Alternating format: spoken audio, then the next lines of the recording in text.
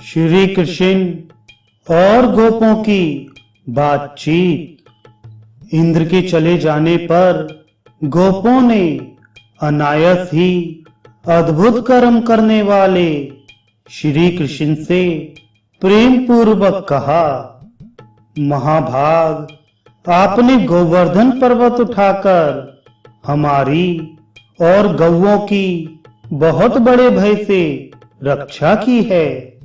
तात, यह अनुपम बाल लीला, समाज में नीचा समझा जाने वाला ग्वाले का शरीर और आपका दिव्य कर्म, यह सब क्या है?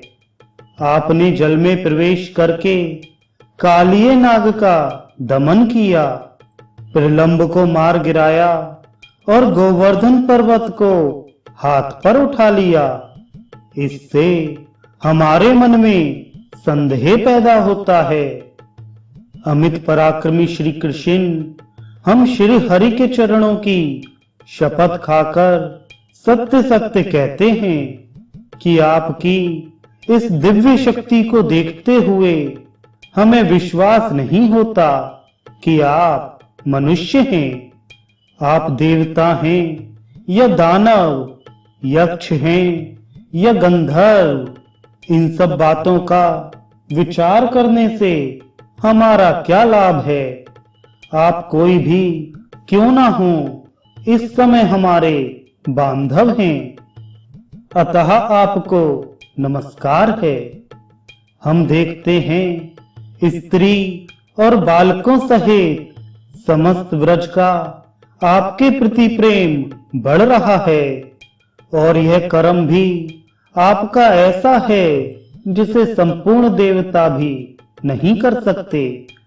अभी आप बालक हैं, फिर भी आपके बल की कोई सीमा नहीं है। इधर आपने हम लोगों में जन्म लिया है जो अच्छी श्रेणी में नहीं गिना जाता। हमें आत्मन इन सब बातों पर विचार करने से आप हमारे मन में शंका उत्पन्न कर देते हैं।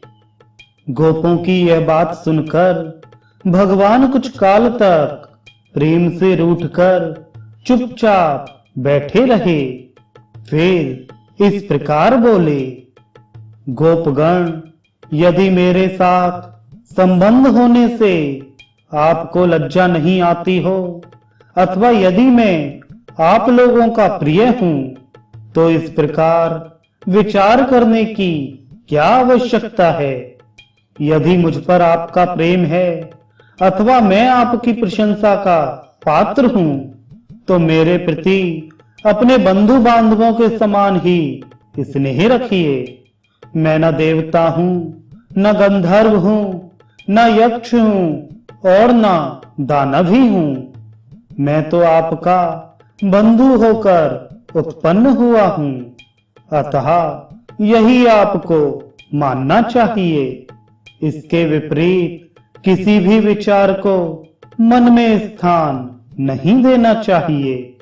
श्री हरि का यह वचन सुनकर गोप मौन हो गए। ये सोचकर कि कन्हैया हमारी बातें सुनकर रूठ गया है, वहां से चुपचाप चले गए।